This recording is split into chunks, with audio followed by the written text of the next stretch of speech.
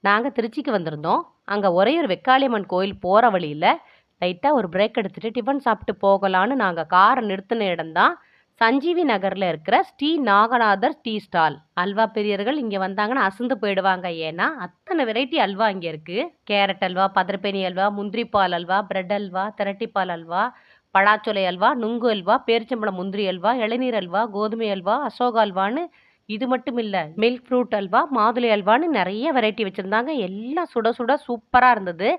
Cover பண்ணி கிளீனா வச்சிருக்காங்க. அங்கேயே சூடா வாங்கி சாப்பிட்டுட்டு வீட்டுக்கும் வாங்கிட்டு வந்தோம். இதோட பேக்கரி ஐட்டம்ஸ், கேக்கு, பப்ஸு, ஸ்வீட்ஸு, காரம் எல்லாம் இருந்தது. காஃபி, டீ, சட்னியோட போண்டா, வடை, சம்சா எல்லாம் இருக்கு. சூடா போட்டு சேல் பண்ணிட்டு இருந்தாங்க.